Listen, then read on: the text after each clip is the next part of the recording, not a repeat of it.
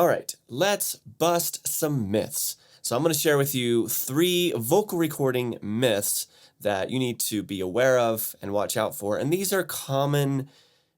myths are commonly held beliefs by a lot of people who make music in their home studio. And so I don't want you to be misinformed or misled. I want to tell you the truth and give you everything I know in as truthful of a manner as I can manage. And so here are the 3 vocal recording myths that I want to talk to you about today. The first myth is you need a vocal shield or expensive acoustic treatment to get a good vocal.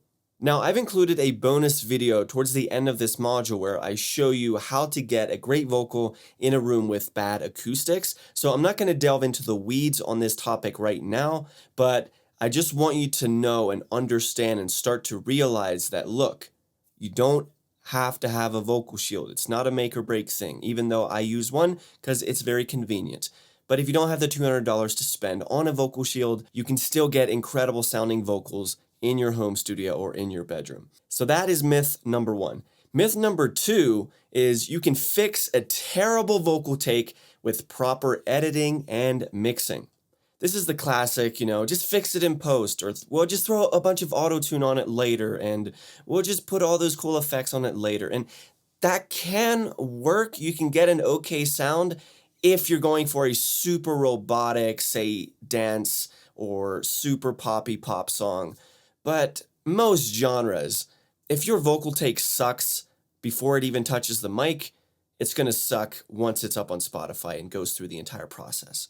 There's just no getting around that fact, and this is precisely why I dedicated the entirety of Module 1 to helping you learn to sing better, because that is where everything starts. That's the foundation. If you can't get a good vocal take from the jump, you are going to exhaust yourself with hours and hours of trying to throw plugin after plugin on your vocal and make it sound professional, and it's just not going to work.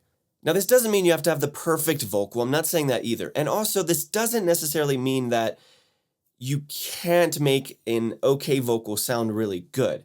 Because if that's even possible to make an okay take sound really good, the take is actually probably better than you think. Because the one thing you have to understand is if the problem with that take is simply that it was pitchy, then that's one of the easier things to fix. But what you absolutely cannot fix, it's impossible to fix in post-production, is bad tone and lack of emotion. It's an exercise in futility to try and muster up a vibe and an emotion on a vocal track that doesn't have it there to begin with. So that is myth number 2. Don't settle for bad vocal takes. Seriously, my friend, put the work in, start building out your voice. That's why I created Module 1 and really implement everything that I teach there. All right, and finally, here's the third myth I want to share with you today. It is this: my vocal sounds bad because I'm using a cheap microphone.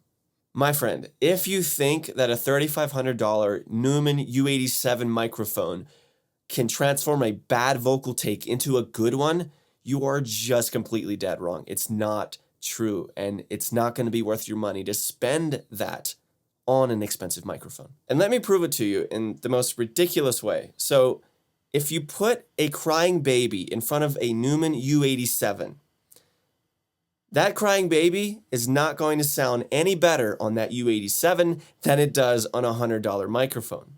And I know that's a terrible example, but it does kind of scratch the surface of the point I'm getting at, right? Let me put it this way. Great vocal tone and great vocal technique can make your vocal track in the end sound 100 times or even 1,000 times better, but you're still using the exact same $100 or $200 microphone. In contrast to that, a $3,500 U87 microphone can maybe make your vocal take 10 or 15% better, just because you have a better sounding microphone. I mean, sure, there's a reason that some mics are more expensive than others. The more expensive ones usually sound better.